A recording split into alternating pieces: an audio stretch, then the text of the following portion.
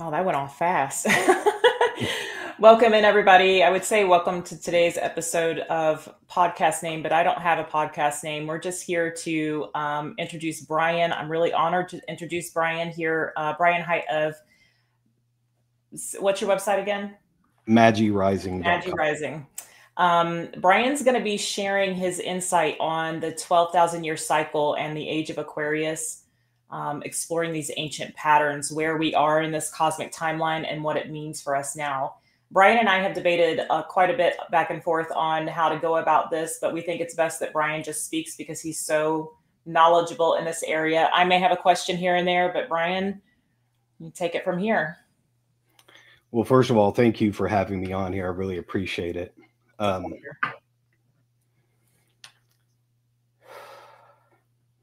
think, first of all, I should tell you how I got to where I'm at today, and why I'm here speaking with you about this information. Growing up, I was raised predominantly in a Protestant Christian household, fairly conservative Christian household. And in my childhood, I had a series of events that I don't have a lot of time to go into right now, but I wound up going into foster care in my childhood, and I was bounced around from foster home to foster home throughout my childhood, dozens of them. And each time that we was placed in a different home, we found ourselves in a new environment with different religious views. And so I was exposed early on to a wide array of religious beliefs, primarily conservative Christianity and Protestantism and all of its flavors. But it's important to my story to know that that was the background for my worldview and for my level of spirituality. I very much was a strong believer in Christianity. And then about 20 years ago, it was the winter of 2003 and 2004. I had a very interesting spiritual experience that it's kind of difficult for me to talk about and share with people because of the nature of it. And not everybody is open to hearing that. But I'm familiar with your channel and the wonderful community you've got. So um, late one night in the middle of the winter time, my oldest child had just been born. She was a couple of months old. Mhm. And my mother had came down from Missouri uh, to visit to see her new grandbaby and everything. And so we were, kind of hanging out, doing our own thing. And my ex, who I was with at the time, got tired. She had just had a new baby, and all of you mothers know how exhausting that can be. Amen. So she went inside and had went to sleep, and I stayed up for a couple more hours talking with my mom. And out of nowhere, my ex walks outside and stood between us with her eyes closed, and she was kind of, didn't have her bearings about her, and I could tell that she was sleepwalking or something. So I kind of nudged her a little bit and told her to go lay down, go to sleep. And she became inconsolable, very visibly upset and shaken. And she started crying all of the children, all of the poor children. And she was so upset, she wouldn't go back in the house. We actually had to load up our child and go with my mom to Missouri because because she was so shaken up by whatever she had seen. Mhm. At this point, I assumed she had a really bad nightmare. Um, but later that night, hours later, into the early hours of the morning at this point, she was calm enough to tell me that she had this vision that she was in a village, and these soldiers came into this village and took all of the children, Mm. killed them, and put them on these giant pyres and burned them. And I do apologize for the imagery, but I don't No. know any details here. She didn't want to talk about it beyond that, and I didn't want to push her because I'd never experienced anything like this. I could tell by the look on her eyes when she was explaining this to me. It was almost like she was drawn back into the experience, and she became upset all over again. So I kind of just left it alone and let it be. And of course, my mom was standing right there. She's seen all of this and didn't know what to think about it. Mm. So the next night is when things really started to get interesting. It started the same way. My mom and I were outside talking, and my ex got tired and went to sleep. And we stayed up for a couple of hours, probably discussing what in the world had just occurred, you know. And whenever I went in and laid down beside my ex to go to sleep, she started moving around a lot, like she was waking up. And then she started speaking, but she was speaking in a different language that I didn't understand. Mm. But it was obvious that it was a foreign language. And then the foreign language evolved into a broken English, like someone who was speaking it as a third language. She struggled to find certain words or meanings of words. Sometimes even the pronunciation was a little off. But she sat up. We were both sitting on the bed at this point, and she had her eyes closed the entire time. And she kept referring to me as Magi. And after the fourth or fifth time, I asked her, "What is that? What do you mean?" And she said, "It is what you are. It is in your blood. And it means God's warrior." And I, obviously at this point, I was in awe and taken aback at this experience that was going on. And she proceeded to tell me that she had been sent to me and that she was to help me to awaken and to charge me with my calling. And I asked her what exactly that was. And she told me that it will happen in the time of your children's children. And I remember, even though this is 20 years ago, I remember experiencing the fact that my conscious mind had no idea what she was talking about. But deep within me, my soul knew exactly what she meant. And I felt a wave of sadness about that. And I asked her what was going to happen, what I needed to do. And she told me that I must save as many of God's people as I could. And I asked her from what. And at this point, we're sitting across from each other, Indian style on the bed. And she leaned forward and kind of, placed her hands on my temples. And I braced myself for this vision that I was sure I was going to receive. Mm-hmm. And it never came. Nothing happened. And after a few moments, I decided to open my eyes and see what was going on. And my ex had fell backwards on the bed, and she started experiencing this vision.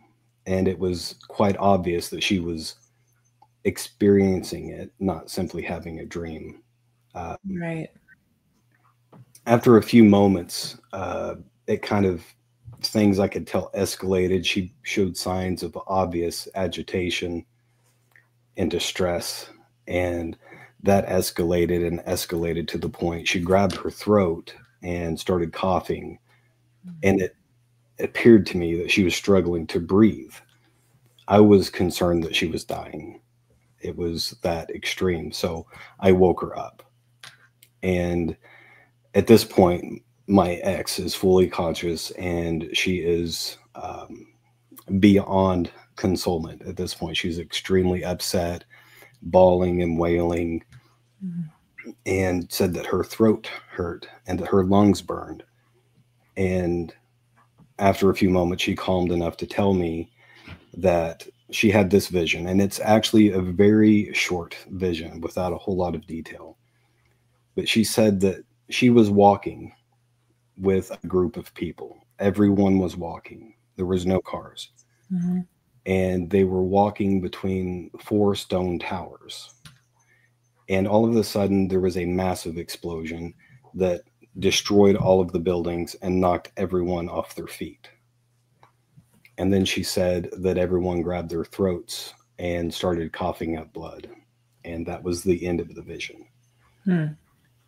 And so I obviously didn't know what to make of any of this. And I started having this conversation with my ex and discovered she remembered nothing of the conversation that we had had. She thought I was making it up. The only thing she remembered was the vision, which apparently stuck with her. For 2 or 3 days, she told me that her lungs burned. Hmm. And the next night, these series of experiences continued to happen. And we had many conversations, and a lot was said in there. But the very next night, I asked her higher self, which is what I am convinced at this point was going on. I believe that when my ex was asleep, unconscious, that her higher self came through and Mhm. spoke to me through her. I asked about the vision, and she told me that it was Yellowstone and that it was Hmm. erupt and that it would Mhm. happen in the time of my children's children. So it's important to know that this was not the only time that these things happened. I was told about my past lives. I was told about things of the future. We had many conversations like this for almost a year. Um, but because of the topic today and the limitation of time, I'm going to have to, save that for another time, perhaps. But the important thing is the vision that she had, and that she said I was being called by God to bring this information to the world and to do whatever it is in my power to save as many people as I possibly could. So, the very last time that we had one of these encounters, she told me that it would be the last time she spoke with me, and that my ex was going to leave me, and that I would meet my future wife, and that we would have many children, and that they would be important. It would be important for me to teach them. And 2 weeks later, sure enough, the conversation happened and we parted ways. And that very week, I met my wife that I'm with right now. And we have many children. That's the short version of that. Beautiful. So for many years, for several years, I really wrestled with this. Mhm. And I don't want to take too much time off of the actual topic, but this is an important point, I think, for everybody, especially that comes from the world of Christianity. I really wrestled with the things that I was told and I was shown. Early on, anyone that I talked to, my friends group, my coworkers, colleagues, family members, they Mhm. were all deeply embedded in mainstream conservative Christianity. Mhm. And so, pretty much every single time I was met with, this is the work of the devil. This was demonic possession. It was this, it was that. Um, Even though I was specifically told about how I needed to pray for 7 days for compassion, to learn forgiveness and patience, and numerous other things. Not to mention the fact that I was there. I experienced these things, and it wasn't just like talking to someone who was in a hypnotic trance. It was a very powerful spiritual experience. I felt almost as if I was in the presence of divinity, every time that this happened. It was overwhelming. Mm-hmm. And so I couldn't accept everyone telling me, oh, this was the work of the devil. But at the same time, my Christian worldview clashed with the things that I was told, things about karma and reincarnation and past lives, and Mm-hmm. even the nature of these visions and this contact with the higher self of my ex. And so I came to a point where I said, both of these cannot be true. Either one of them is true and the other one is wrong, or vice versa. But they're so contradictory, it's not possible for them both to be true. And so I set out on a quest seeking after truth for several years. And this was very much a dark night of the soul for me, because the very root, the foundation of who I was and what I believed was shaken. And long story short, I now believe that they are very much both true and both correct, from what I believe and what I've been led to by Spirit. For several years after my wife and I first were together, I dedicated hours of each and every single day to praying about these things, for the truth to be revealed to me. And it was through prayer that I was led to the work of Edgar Cayce, the sleeping prophet. Mm-hmm. I had never heard of him before. And the way that I came across him and his story was very synchronistic. It happened immediately after praying for the truth, that if these things were true, then how come, the Bible says this and the Bible says that, or people translate it to say this? Why the contradiction? If both of these are true, then I need you to hold me by the hand and walk me into that truth, Right. And then immediately I stumbled across a documentary titled The Sleeping Prophet. And I seen it and I put it back. I was like, okay, whatever. And then several times it kept coming right back up into my face, to the point that I knew, okay, there's something there. I'm going to watch this.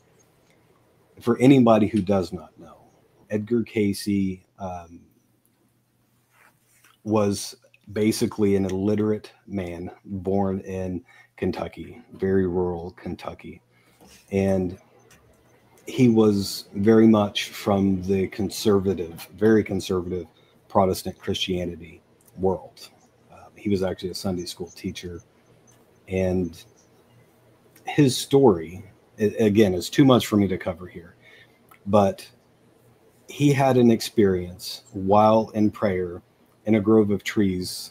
I think he was about 13, somewhere around there, where an angel of God appeared before him and basically said, you can have anything you want. All you have to do is believe. And he said, I've always wanted to help. I want to be of assistance to my fellow human beings, And the angel told him not to worry about it, to go back to sleep. And when he woke up, his prayer would be answered. And then several years later, he discovered, because he had lost his voice and a doctor recommended hypnosis, he discovered he had the ability to put himself to sleep and into a hypnotic state, to where he could access the Akashic records.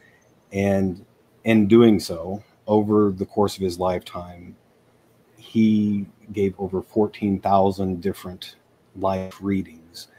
The vast majority of them, I discovered, were aimed at helping people with diseases, physical ailments that mainstream medical world had no answer for at that time. And it evolved from the health readings into talking about past lives and the future as well. He gave many different predictions, several of which have came true, such as World War II, the Great Depression, several things that were worded very precisely, not extremely vague like you see with some psychic predictions like Nostradamus. They were very specific and even gave dates. Mm-hmm. And once those things happened, he started to get a lot of attention, right? And once I came across this information, I noticed that Edgar Casey's story was perfect for my situation, because in many ways, his spiritual experience, not just the one I told you about, but several of them, were very closely mirroring what had happened to me. And for decades, he wrestled with the very same thing that I was currently wrestling with, which was, if these things are true, then why does the Bible say you live one life and then afterwards you will face judgment and either eternal reward or eternal punishment based on the results of that one lifetime? So he wrestled with these very same things.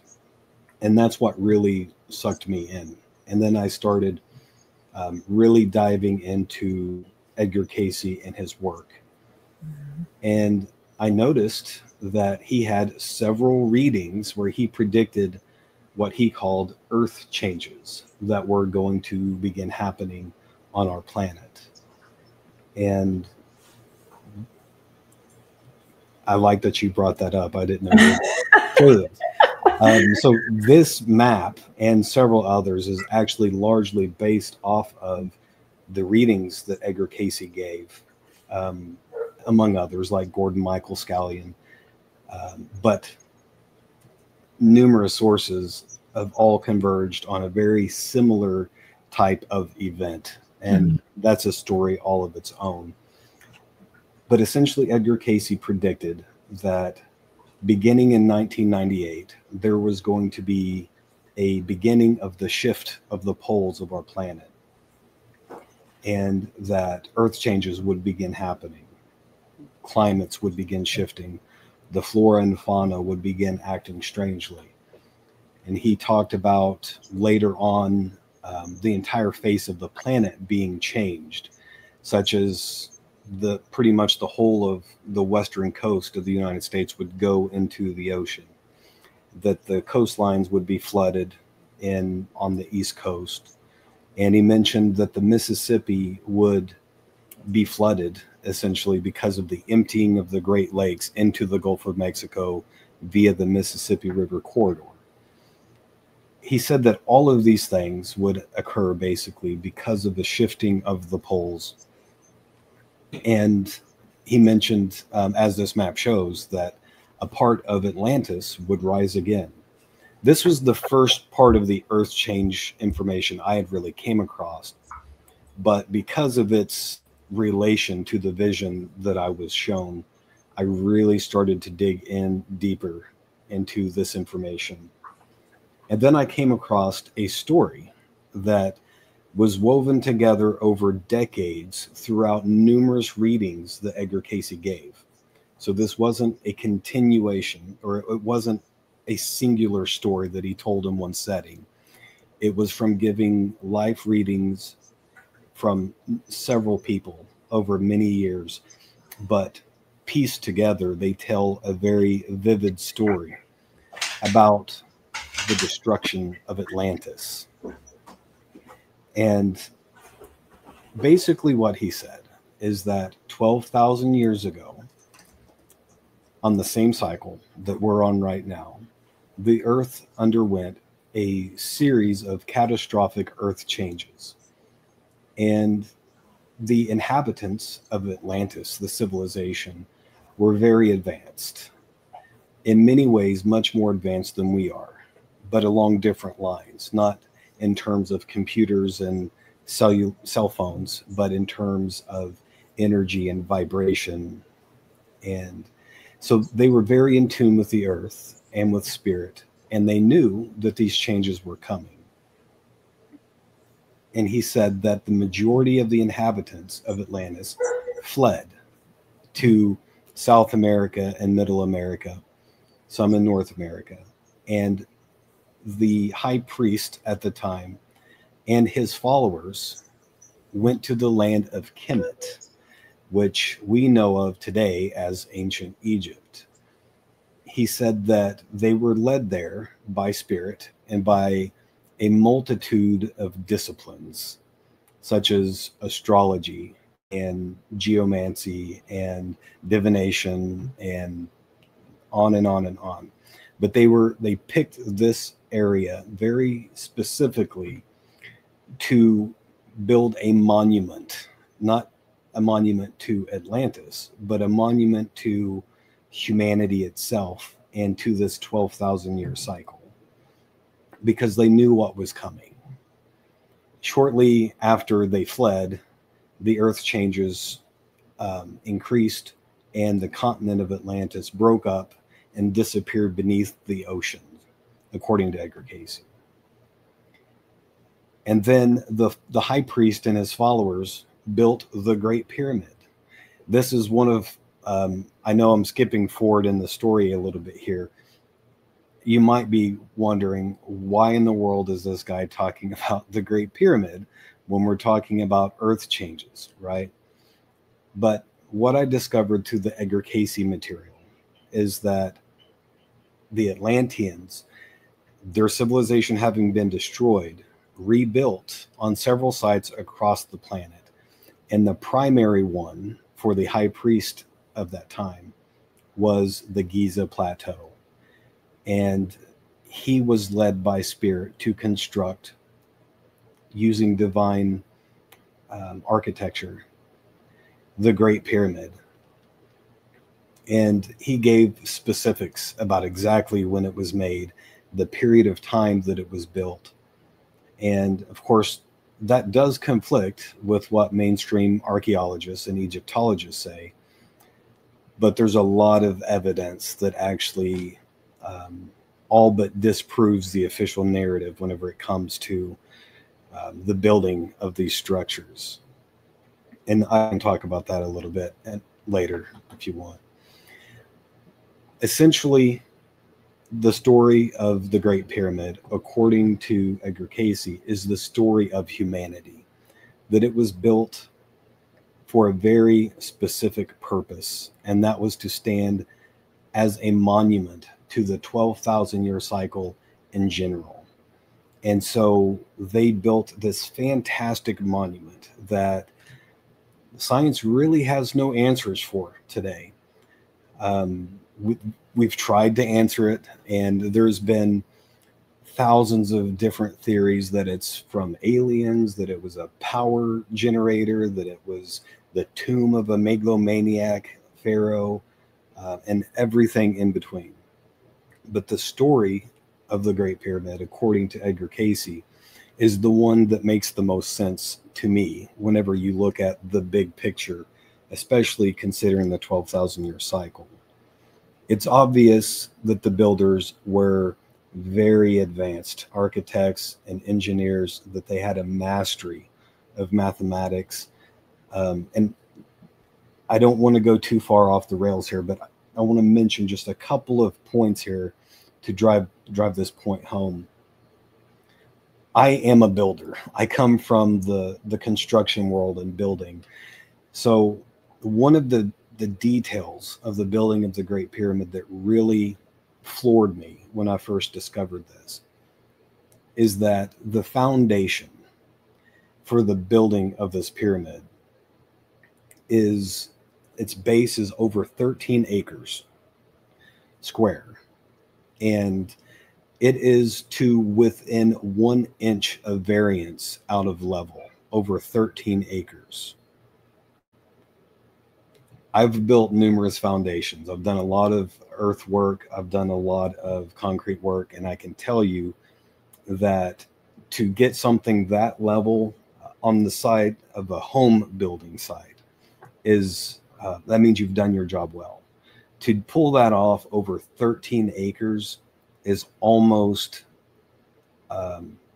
it's almost unfathomable without GPS guided laser transits. And that's if you're leveling earth. They did not remove sand for this. They carved the bedrock level to within less than 1 inch out of level over a 13-acre base. That in itself, to me, points that something was going on here other than our ancient ancestors using soft copper chisels and rudimentary tools without an understanding of mathematics. There's far too long of a list for me to go through all of the specifics about the incredible accuracy that this building was used for. But if you look into that, it becomes obvious that this was not merely a tomb for a megalomaniac pharaoh. And it was built very purposely for a very specific reason. Edgar Cayce said that the Atlanteans built it with several different functions. The main primary function was to assist us now in this very generation as the cycle unfolds, the 12,000-year cycle, and our Earth undergoes changes again at the end of the age. And he even gave some specifics about how that would work. He basically said that 2.5 million stone blocks make up the Great Pyramid. They have a high concentration of quartz in these stones. It's not simply stone. And quartz is an excellent capacitor for energy. And it is built in such a way and placed on a high point of intersection of all of the ley lines of the Earth, so that it collects the Earth's energy as a giant capacitor. And then the passageways and corridors that snake through the Great Pyramid, through the Queen's Chamber, and then higher into the King's Chamber, condenses that energy and focuses it, raising its vibration and intensity. Much like if you were to take a magnifying glass outside and focus a beam of light through it, that energy that is diffuse and scattered becomes so intensely focused that it can start a fire. It's the same concept with the pyramids, according to Edgar Cayce. And that this energy is not just like pure electrical energy. Energy is consciousness. It is vibration. And so the Great Pyramid was also known as the Temple of Initiation.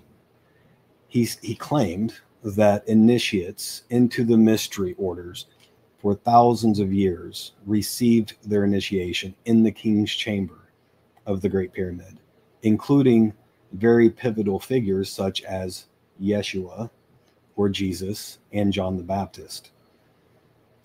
Basically, they would be led through these corridors in ritualistic fashion, and they would be laid into this giant 50-ton sarcophagus, and the lid slid closed.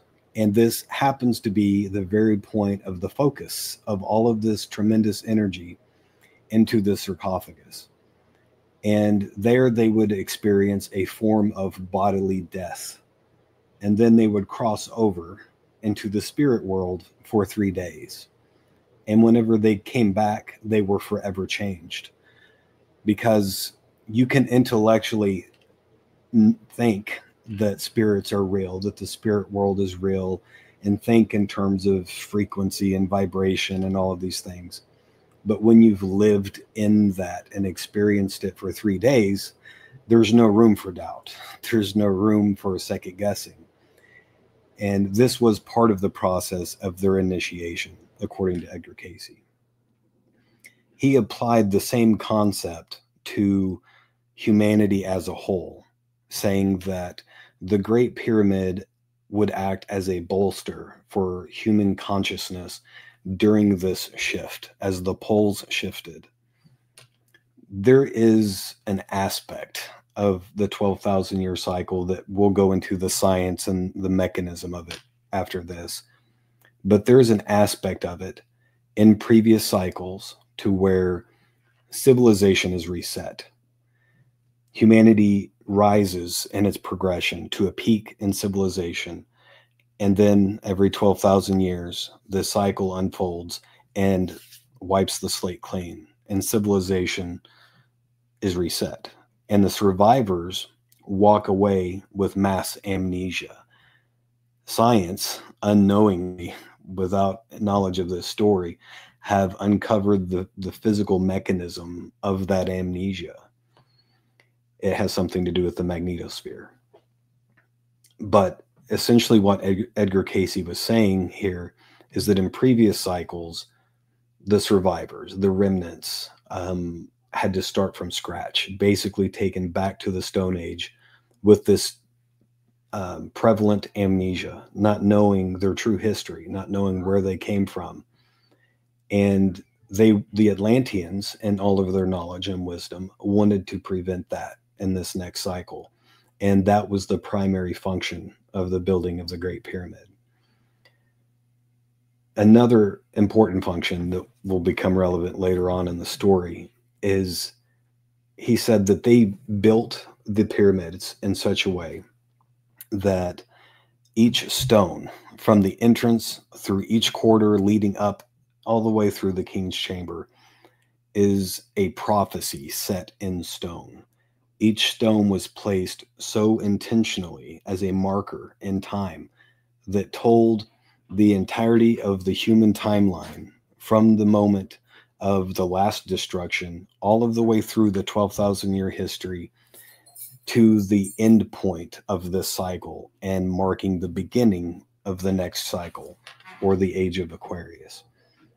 And that, although it was first discovered by Edgar Cayce, it has been studied by several researchers. And one of my favorites on that topic is, drawing a blank here, John Van Auken. I can't believe I forgot his name. He wrote a book entitled 2038, The Great Pyramid Timeline Prophecy.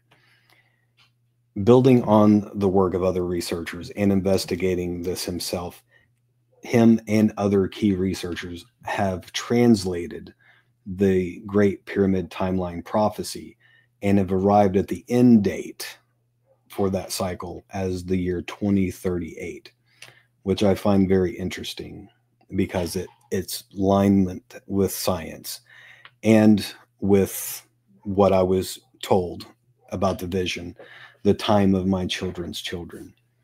To give you an idea, my oldest daughter just gave birth to my first grandchild 2 weeks ago. So that puts things for me really into frame whenever it comes to this information and my calling. Because although the time of my children's children sounds vague, I don't know exactly what's meant by that. The fact that my grandchild has been born means to me that it could be any time between now and their adult life. So it would certainly fit the 2038 narrative. Mm-hmm.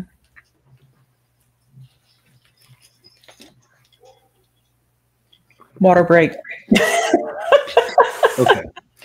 So after I learned all of this, I had to, because of the way my mind works, I am first and foremost a seeker of truth. And I'm an Aquarius, right? So I like understanding the way things work. I'm very science oriented. I wanted to know if there is actually any basis to these things in reality, or if this is, just some new age woo-woo or whatever. And during this time, when I first started coming across this information, is when the internet really started posting information of what was going on around the world. I started seeing videos left and right of sinkholes opening up across the planet, of strange animal activity. In fact, the week I was reading this book on Edgar Cayce, in Arkansas, they publish a news article because tens of thousands of birds just dropped dead, and they didn't know why. They couldn't understand it. And those similar things were happening all across the planet. Huge beachings of whales, sea life dying, all of these strange things. And so I started really diving into that and trying to understand what's going on. And without boring everybody with the process of how I arrived at it, now I think it's a good idea to talk about the actual science of this mechanism and how it works. Most of this information I got by stumbling across Ben Davidson's work in the Suspicious Observers YouTube channel. He is a fantastic researcher. He has dedicated his life to understanding the 12,000 year cycle, understanding the science behind it. And he has done an excellent job of putting together all of the bits and pieces, in my opinion. But essentially, what has been uncovered, and this is backed up by science, by the way, is that we live in a plasma universe. Everything is connected. Traditional mainstream science tends to treat everything as if it's in a vacuum, that everything is an island unto itself. But that's not reality. The reality is all things are connected through a vast field of electromagnetic energy. What happens on the sun affects the earth, and what happens on the earth affects us. And it scales up throughout the entire system. The science knows that our own solar system emanates what's called a heliosphere, electric current sheet. The sun produces a field of electromagnetic energy, and it emanates from the center outward to the furthermost reaches of the solar system. And that field entrains the electromagnetic field of each of our planets. There's a communication, a back and forth between those fields electromagnetically. What Ben Davidson and other researchers and astrophysicists have discovered is that that is not unique to our solar system. It is every system, including the Milky Way galaxy. And so from the center of the Milky Way galaxy is being emitted a tremendous electromagnetic current sheet that it ripples like the waves of the ocean. And it is essentially electromagnetic energy, a tremendous field.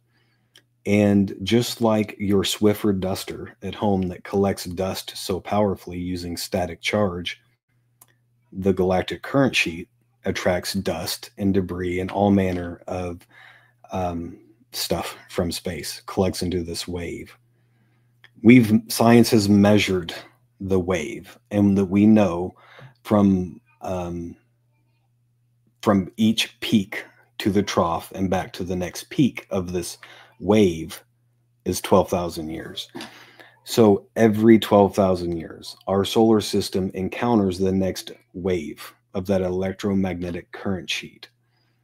And it entrains the field of our system, starting with the outermost planets of the solar system, the Earth, and then the sun. It forces them and basically into alignment with the energy of this galactic current sheet. By the way, Voyager 1 and 2 encountered the galactic current sheet on their exit of our solar system, and that's been measured and documented. There's a mountain of scientific evidence to support this. But basically what happens is every 12,000 years, as we encounter that next wave of electromagnetic energy, it is a reverse in polarity from the previous crest. So it triggers an electromagnetic reversal of the entire system. Not just Earth, our planet, but all of the planets of the solar system and our star, the sun, as well. And whenever that happens, the magnetic field of our planet, which is the shield that protects us from cosmic rays and charged particles and solar radiation, it begins to weaken and the poles wander. They actually go closer to each other until they basically meet in one point, and then the field will disappear for a period of time before it repopulates and pops up on opposite positions of the planet. Again, science knows this. This part is actually mainstream. Science knows and admits we are in the middle of a magnetic reversal of this planet right now. It really started in 1865 with the Carrington event, which was a massive X-class solar flare that caught telegraph wires on fire and burned down buildings worldwide. At the time, that was the only electrical implements that we really had, was the telegraph system. But that event triggered the reversal. The poles, which were normally kind of wobbling around back and forth for hundreds and thousands of years, started racing from their normal stations. The North Pole is no longer stationed in the North Pole. It's racing towards Siberia. And the South Pole has left the continent of Antarctica now. They're racing to meet each other. And on the opposite side of our planet, from where the poles are set to meet, there is an anomaly known as the South Atlantic anomaly, which is a growing hole in the magnetic field where it is many thousands of nanoteslas weaker than the rest of the magnetic field. It's doubled in size in the last several years. And it eventually will grow to encompass the majority of the planet the closer that the poles get to one another. So I discovered the physical mechanism through various sources of how this magnetic polar reversal occurs. Mainstream science says this has happened several times throughout history. We have evidence of it in the magnetic record, which is recorded in cooling lava, things like that, pottery shards. It's not that big of a deal, they say. It won't be a big deal for humanity, and that nobody should worry about it. But that's only because they don't want to cause mainstream panic. And I understand that. If the full knowledge of the 12,000 year cycle was made mainstream and the governments of the world announced it to the public, the world would erupt into chaos. People would not go to work. They would not pay their taxes. And the entire system would come crashing down long before anything like this occurred.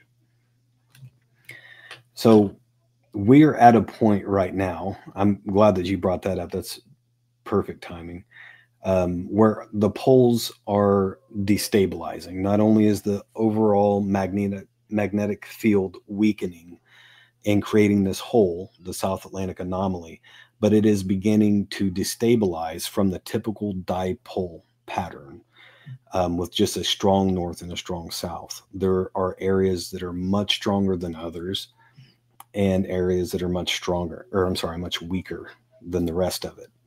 It's becoming much more chaotic, essentially. And that is what is typically seen in a magnetic excursion as the poles weaken.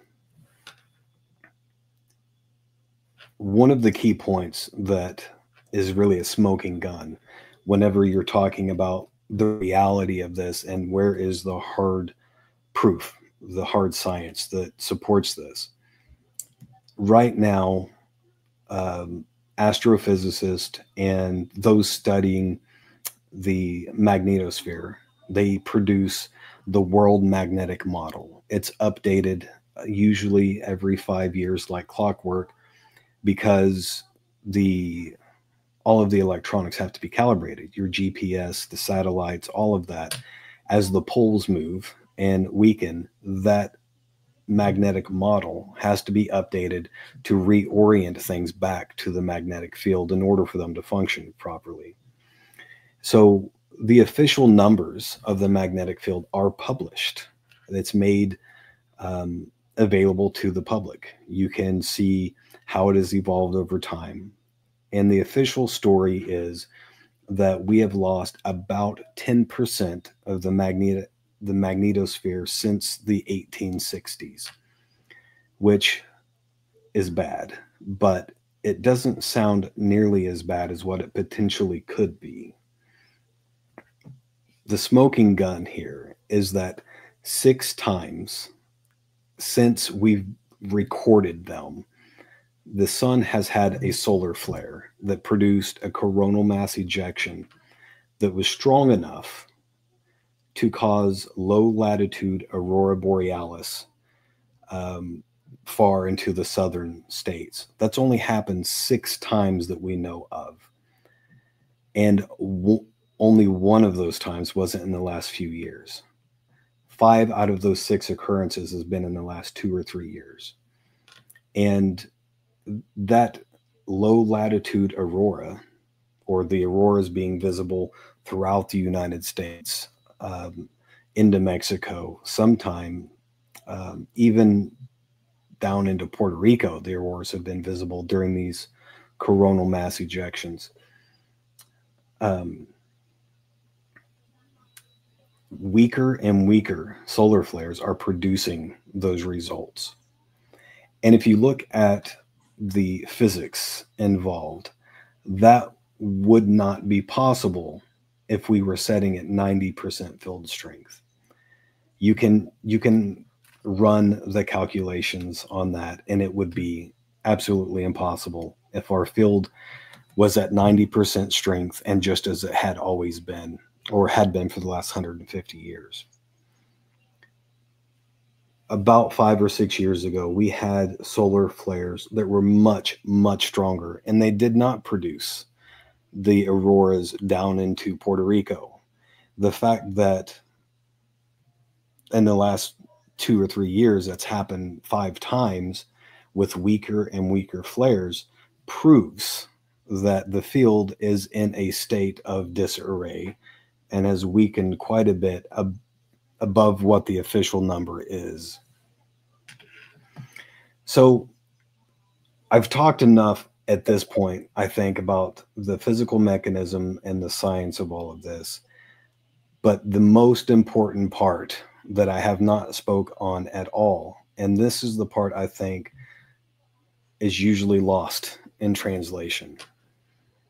There are hundreds or perhaps thousands of content creators who are talking about the 12,000 year cycle now. It's almost mainstream at this point. Knowledge of it is increasing tremendously. But the vast majority of people who are talking about the 12,000 year cycle only talk about the bad stuff, the physical earth changes, the catastrophe, the devastation that we've seen in previous cycles.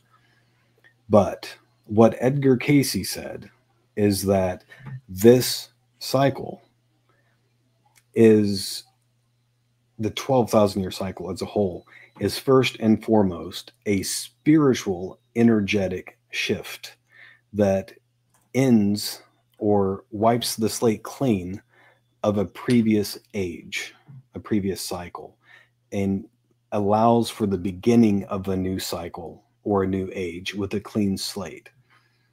And because this is spiritual and energetic, there is a strong karmic component to this cycle. In fact, Edgar Cayce said that the main reason that there was this cycle 12,000 years ago that is recorded all across the planet and almost every single legend from indigenous cultures of the global flood and this destruction. It is because that Atlantis had discovered very advanced technology and that there was basically a faction in the society, a split, where not everyone was still in tune and highly spiritual, such as the high priest and his followers, that some of the technologies they discovered were misused, and it led to an energetic imbalance in the world that needed to be restored. And that's why the continent of Atlantis was the bearer of the brunt of that cycle, why their continent was entirely wiped out and sunk beneath the waves, because they were the root cause, essentially, of this energetic karmic imbalance in the world. He even went as far as to warn that unless things changed very quickly and in the right direction, the United States in this cycle would bear the brunt of the catastrophic earth changes that were going to unfold. But he also said, this is the end of the cycle, and that the earth is renewing itself. And it marks the beginning of the new age, the age of Aquarius, that's been talked about for thousands of years. Again, almost every indigenous culture on the planet has some form of legend or myth that talks about the vast cycles of time, the ages, whether you're talking about the Mayan, the Hopi, or even the yugas of the Hindu. It's all over the place, and there's a high degree of agreement between them on what exactly that looks like. The fact that this is first and foremost a spiritual and energetic cycle is something that I think should be focused on and certainly not overlooked. It might not get as many clicks or as many views as talking about, the end of the world and everything's going to be destroyed. But I think that it is ultimately the reality that this cycle cleans the slate. It rebalances the scales of karmic justice and ushers in the new age. And Edgar Cayce articulated in his readings very beautifully the physical mechanism of our spiritual awakening, and how it is the same physical mechanism that produces the earth changes, the polar reversal, the shifting of the climates. He said basically that as the sun encounters this field in the cosmos, it produces changes within the sun. The fusion process that is going on our star changes, so that it's producing a higher concentration of helium than it once did, which changes the spectrum of the wavelength of light it's emitting.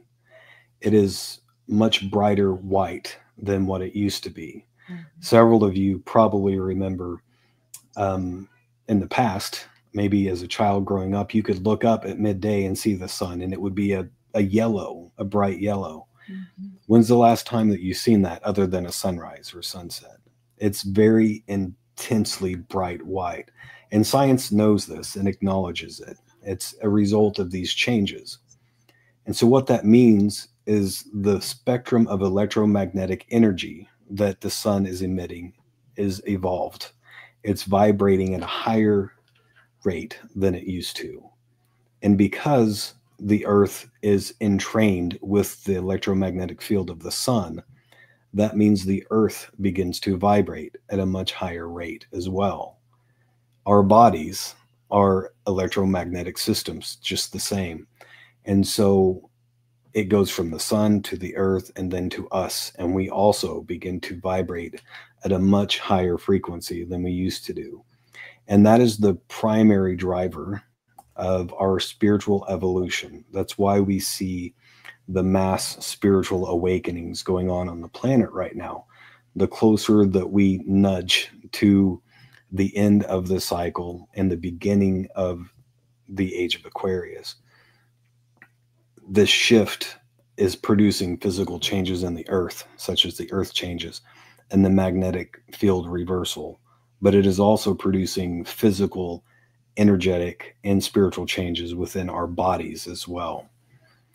And science is beginning to see the big picture whenever it comes to this.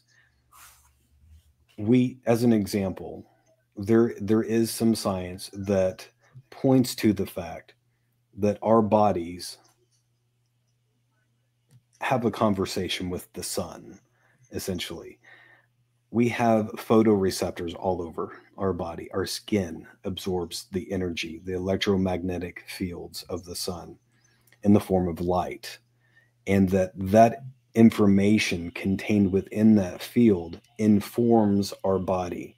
It's what turns on and off the gene expression of our DNA.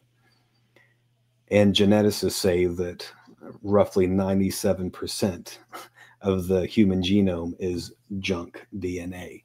It's not junk, it's the gene expression that the sun is turning on and off. And that is the driver of our physical evolution. Edgar Cayce said that the sun ultimately is the driver of both all of the physical earth changes and our spiritual awakening and our spiritual evolution through this process, basically. And he said that after this shift, that our bodies would undergo very powerful changes, that our bodies would vibrate at a higher frequency, that we would develop new major chakra centers within the body for a total of 12 major chakras, that we would become less dense in matter and would become more light. And that would be the next root race of humanity as we physically and spiritually evolve into the Age of Aquarius. There is so much to this story to try and capture every bit of it, but it is important to know that there's evidence of this cycle in almost every single discipline of hard science, such as the sediment deposits, ice core samples, archaeology, even anthropology, looking at the legends from across the planet, hundreds of them that all have some ancestral memory of this cataclysm.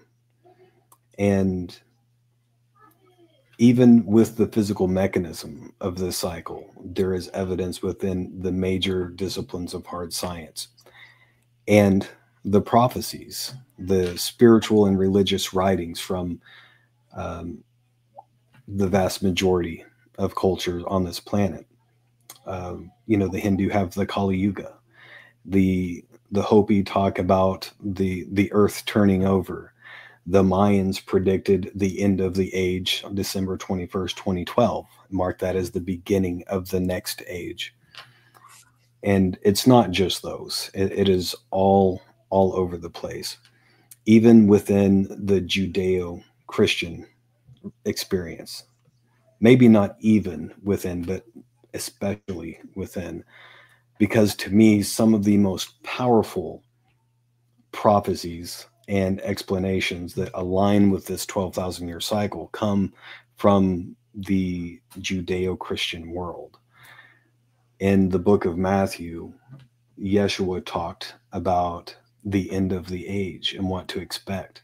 And he called the period of time that we're in now, he likened it to the birth pains, saying that at the end of the age, it would be like a woman in childbirth, and that those birth pains start out relatively mild and far apart. But as things progress and speed up, the birth pains come closer and closer together, faster and more intense, up until the moment of crowning, as the new earth, the new age is born into existence.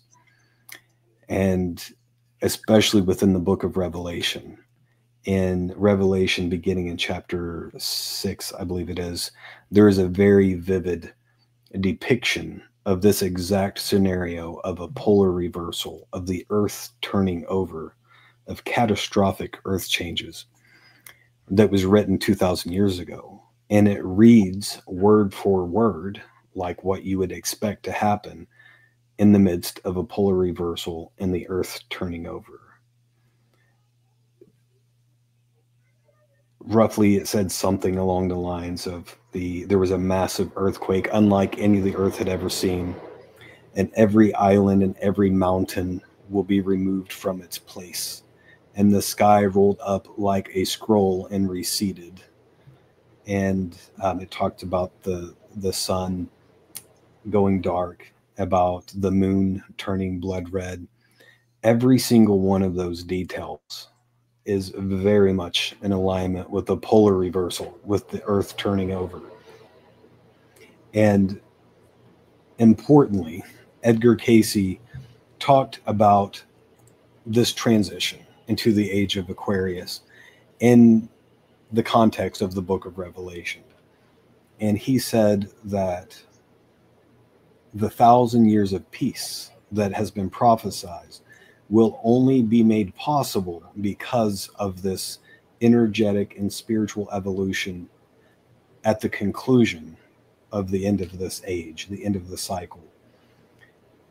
And one of the most interesting tidbits of information that I've come across in the Casey material about this is he said that women, the divine feminine, would become the gatekeepers, the enforcers of the 1,000 years of peace, that their bodies will vibrate so high of a frequency, that their uterus will be vibrating so high that no low vibrational entities will be able to take up root and be born into the world, effectively weeding out low vibrational entities from incarnation, and that it being the physical mechanism of the 1,000 years of peace.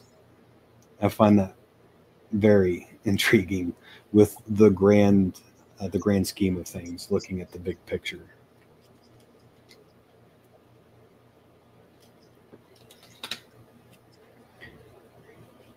So one other thing that I definitely want to touch on, and then I would love for you to ask some questions and stuff to probe some more information out of me.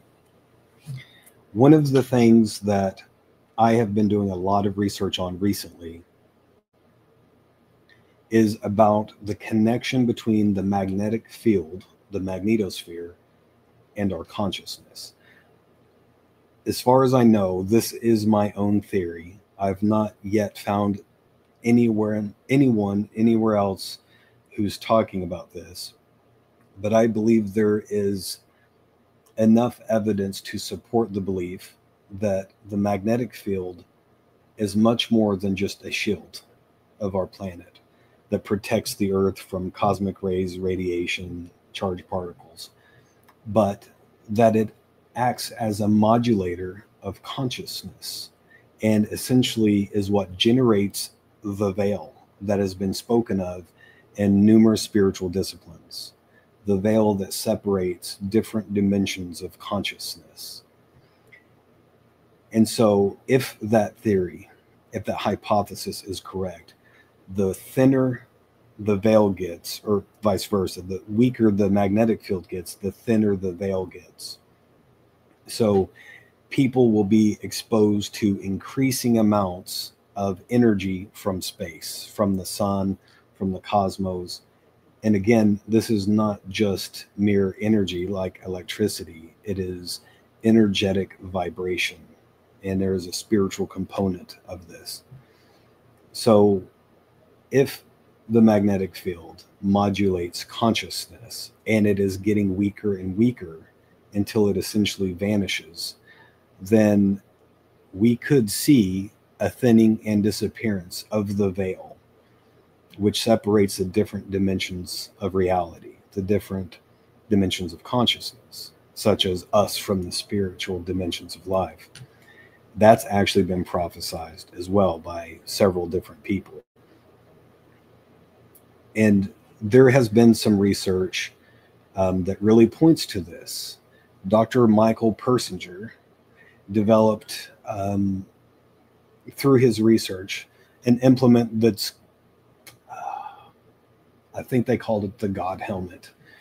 But basically, he discovered in his lab that low voltage electromagnetic stimulation of the frontal lobes produces psychic phenomena. It produces the ability to see things you normally wouldn't be able to see, to induce psychic states and all manner of things.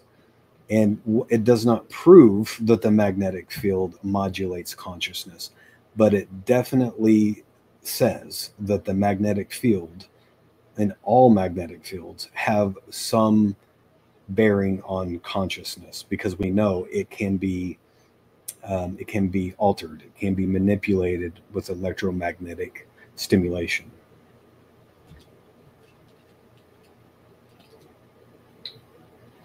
And this is why I think there have been prophecies that say at the end of the age that the veil will fall and that men's hearts will fail them from fear, from fright, for the things that they encounter that have never before been encountered, or at least in recent times. Because I think the different dimensions of reality will literally co-inhabit the same space, and we will come face to face with things that we normally don't see until the magnetic field repopulates itself, and then the field comes back, and then the veil comes back.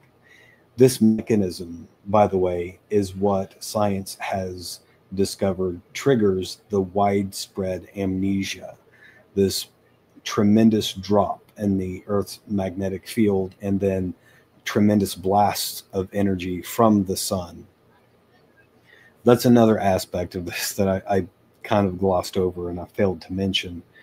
There is evidence in the 12,000 year cycle that the sun may micronova, and that doesn't just come from astrophysics.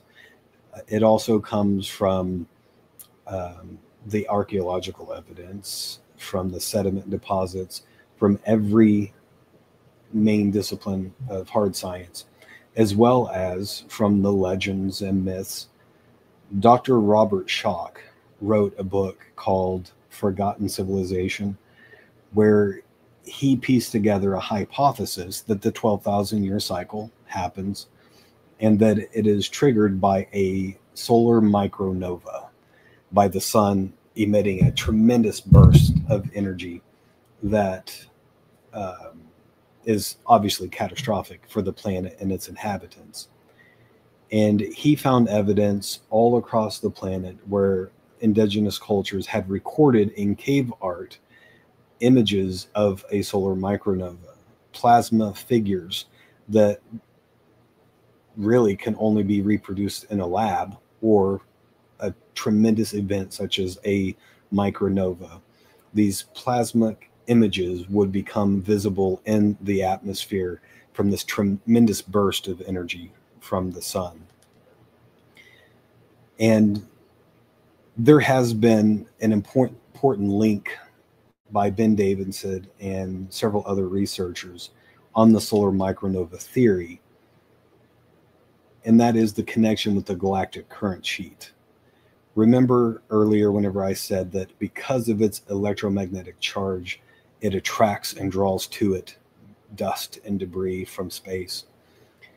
Those waves of energy bring all of that dust and debris into the solar system and then deposit it onto the outer corona of the sun until it builds and starts to form like a crust, and the sun, the theory goes, becomes darkened for a period of time until the fusion process within the sun produces enough energy to overcome that outer shell, and then there is a tremendous blast of energy producing a micronova and ejecting tons and tons of material out into space and towards the earth, including impactors, parts of that crust that has been blasted away.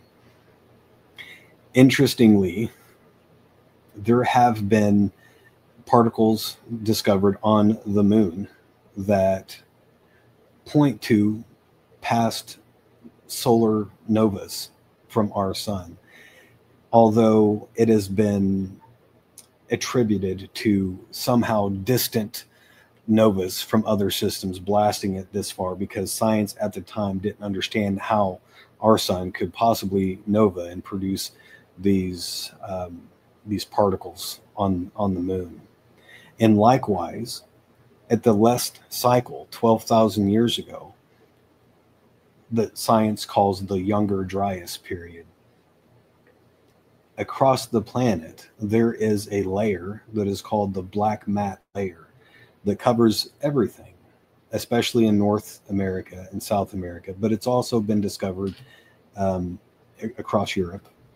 And it is this thin black layer of sediment that has been charred and burned, and it contains nanodiamonds and platinum and iridium and all of these elements and things that should not be there. And science has speculated and said, well, there must have been some tremendous comet or impact or something that deposited all of these elements here, because that's the only way it could happen. Because they did not know that our sun was capable of a micronova. That is still debated, right? It's not accepted in mainstream astrophysics.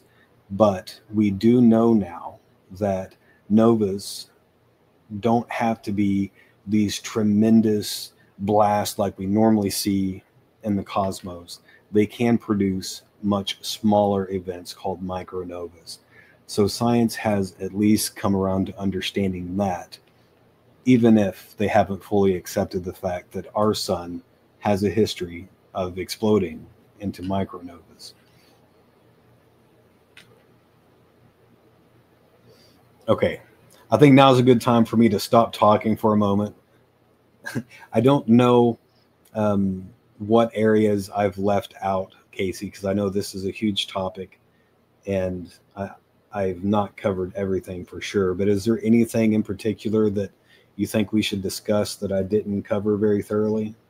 Yeah, something that I was thinking about, or for people that maybe don't know, what kinds of events or phenomena would you say would be included when we talk about these upcoming Earth changes? Well, I think the Earth changes are already here, first of all. Absolutely. That was my next question. They've been occurring for a while now, and they are being explained away by mainstream narratives in various ways. And one of the biggest ones, I believe, is the climate. Okay. There's all of the talk about climate change and global warming and how it is 100% the result of man-made carbon emissions and poisoning the environment. And I think that that is factually incorrect.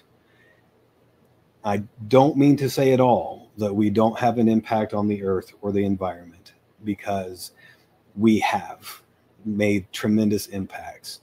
Since the Industrial Revolution, we have basically raped and pillaged and plundered the earth, and we have definitely polluted the earth. And I don't think those are good things. And they certainly need to change, because they have no place in the Age of Aquarius. But the larger big picture of things, if you take a step back, it is obvious that the climate is shifting because it is part of a natural cycle. It is done so with incredible accuracy in alignment with the 12,000-year cycle. This is one of the feedback loops of these changes occurring. The magnetic field weakening, the increase in energy, charged particles, neutrinos, everything making it into the core of the Earth is producing changes. And at first that starts looking like the climate's shifting. The AMOC current in the Atlantic has all but shut down. Scientists have announced in the past year that the AMOC is shutting down. And that is the Atlantic circulating current that is believed to be basically the driver of the entire ocean system. If any of you guys have seen the movie The Day After Tomorrow, That entire scenario was based on the concept of the AMOC shutting down and triggering this massive global superstorm that resulted in an ice age. That scenario is unfolding now. Science has announced that the AMOC is shutting down. Now, I'm not saying that that will produce an ice age, but if that truly is the engine of our oceans, that is the generator of our weather patterns, essentially. The ocean currents, the heat transfer, all of that builds into the storms, the hurricanes, the thunderstorms that we see across the planet. Every single bit of that is connected. So yes, the climate is shifting, but it's shifting because of it's reflecting these changes that are ongoing in our solar system and with the planet itself. I think it's really important to understand the concept of field entrainment and to understand that our Earth is essentially a giant capacitor for energy. The sun produces energy and then blasts it out into space, and our Earth absorbs quite a bit of that. In the past, the magnetic field reflects a certain percentage of that, but that energy goes into the circuit of the Earth, this energetic circuitry. And whenever it becomes overloaded, just like any other electrical system, it must discharge. Like if you were to walk across the carpet in socks and you scoot your feet, if you touch a doorknob, you will feel a little bit of a shock. The Earth does this too, and it discharges that energy through various means, like hurricanes, thunderstorms, volcanoes, earthquakes. This fact is slowly being understood by mainstream science. But this is the reason why whenever a volcano erupts, you will see tremendous bolts of lightning erupting from the volcano skywards. It is discharging the electrical circuit because it has been overloaded by all of this energy. And it's the same with earthquakes. This is why people have reported strange noises, strange feelings preceding an earthquake, and even strange lights and aerial phenomena in the sky over the earthquakes. It's because the Earth's electrical circuit is discharging that energy through that portion. And so if the magnetic field is weakening and the sun is ramping up, that means the Earth is going to be taking in a whole lot more energy than it usually does, which means it will necessitate a whole lot more discharge than what we normally would see. So those Earth changes, I think we're going to begin seeing climates shifting erratically. We're going to probably start seeing anomalous extreme weather events become more and more common. The 1,000-year floods, those things are already happening, but it will increase with intensity and frequency up until the point that the balance is restored. So obviously extreme earthquakes, volcanism opening up, all of those different modalities for discharging this energy from the Earth circuit, I think is going to increase. Do you have any idea of what regions would most likely be impacted first? I honestly don't have a whole lot of information on that area, but I have some ideas and feelings that are my own personal hypothesis with that. If you look at the magnetic field as a whole, it's mapped. Every 5 years they release a map of the magnetic field. That's how we know about the South Atlantic anomaly. And it is growing at a tremendous rate, which means it's getting weaker and weaker over that area. Those areas will take in likely much more energy than other areas. They've already begun reducing flights over that area, and satellites have to avoid that area because they will be taken out because of this current of energy penetrating the magnetic fields there. This doesn't necessarily mean that the Earth changes will be more tightly controlled or limited to that area. But I do think it is likely that the first abrupt Earth changes will occur on the weakest portions of the magnetic field. If the veil is generated by the magnetic field, I would anticipate in the future those otherworldly events occurring in those areas where the field is the weakest. As for the planet as a whole, the Ring of Fire is an obvious one for me. It's one of the, if not the primary discharge of the overload of the Earth circuit. And we are beginning to see an awakening of the Ring of Fire. There's been a strong increase in the earthquakes and volcanoes of that region. And actually just a couple of weeks ago, we seen the earthquake in Russia that was the 6th largest in recorded history. And I don't think that that's anywhere near done.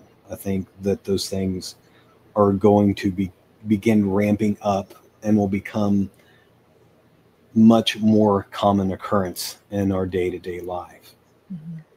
But as things progress, as the field gets weaker and more energy gets through, we have a much stronger chance of losing the electricity on this planet. And that is something that I think, whether you believe anything that I've shared with you here today or not, that mainstream science supports, and it would be probably a wise idea to prepare for. Astrophysicists consider that the probability of the sun producing a coronal mass ejection strong enough and aimed at Earth to produce a global EMP, they consider that not to be a question of if it's possible, but when will it happen? Because it statistically is inevitable that the Earth will be hit by a coronal mass ejection that is big enough to wipe out electronics on the Earth. And if you couple that with the weakening magnetic field and the sun ramping up into solar maximum, there is a very strong likelihood that we see a global EMP wipe out our electrical way of life globally before, perhaps years before, the polar reversal and the full spectrum of Earth changes that announce the end of the age and mark the beginning of the new age.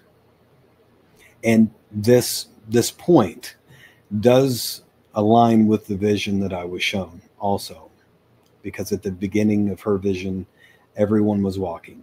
There was no cars. And a huge part of this research I've been doing is looking at what governments of the world know about and what they're preparing for.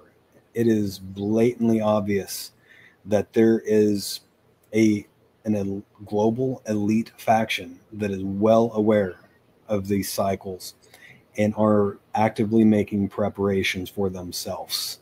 The rise in people constructing doomsday bunkers and or rockets to leave Earth and go to other areas, it's pretty overwhelming, honestly.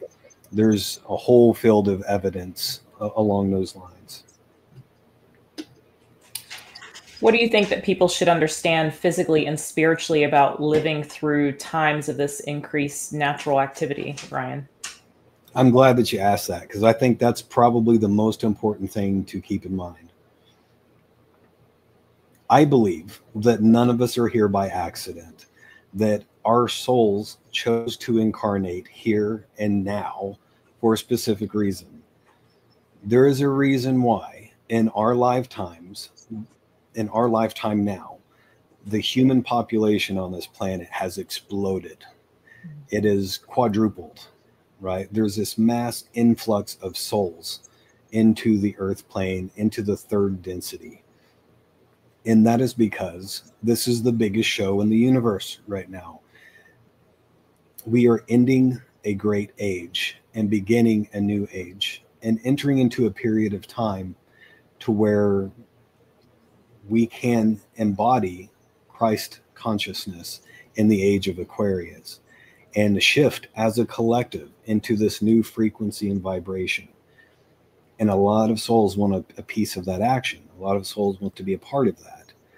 And so I think if you're alive here and now, it is because your soul chose to be. This, it's not a coincidence.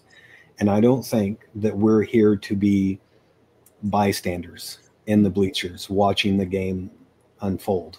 We are here to be active participants to bring about the age of Aquarius and Christ consciousness, to help sow seeds of awakening so that we can collectively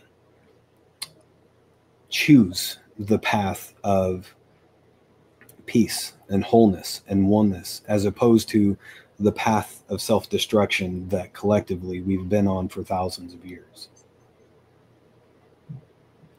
So in closing, what would be your message of hope or empowerment you'd like to leave listeners who might feel anxious about this? I actually intended to lead with this information, but I got a little carried away and passionate, and so I failed to mention this. Perfect. I think it is absolutely critical for anyone and everyone to understand that our mind impacts reality. Science is slowly coming around to this fact. We know now that consciousness is the organizing principle of energy into matter. That was reflected in the double slit experiment. Your thoughts impact reality. And so this becomes a very delicate topic to talk about with people, because what you think about, you bring about. And so the last thing that we want to do is to invite in and create a situation of mass death and destruction and chaos. And the world has enough of that. We don't need to add to that at all. I think it's important to understand that this is first and foremost an energetic and spiritual shift to clean the slate, to rebalance the scales of justice, and to create the backdrop that allows things like mass spiritual awakening, expansion of consciousness into Christ consciousness, where the veil falls and the illusion of separateness dissolves, and we begin to understand that all life is sacred and holy, and that we are all truly one, as Yeshua was trying to get the world to see 2,000 years ago. And so all of this is in preparation of the 1,000 years of peace. It all paves the way for the entrance of the age of Aquarius. And to me, that is a glorious and beautiful thing that needs to be celebrated. And if you can look at these changes from that light, as opposed to the doom and gloom and the fear and getting sucked into those downward spirals, I think that that definitely helps. And it is, again, important to remember this is an energetic shift.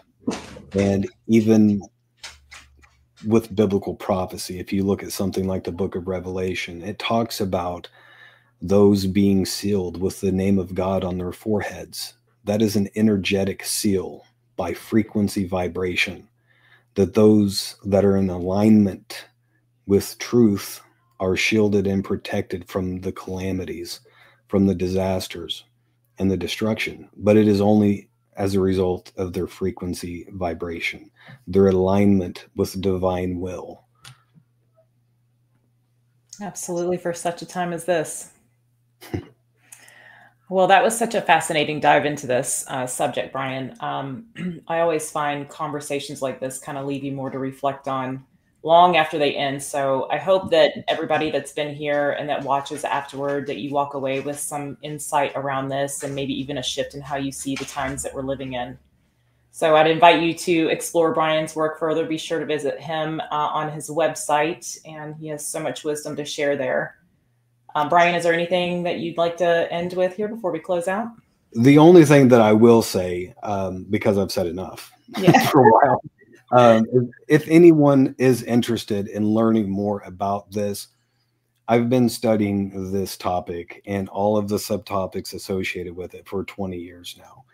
And I have gathered together into one collection a research document that brings in all of the disciplines, not only the hard disciplines of science, but anthropology, archaeology, religion, prophecy, every bit of it that has a bearing on the 12,000 year cycle and the age of Aquarius.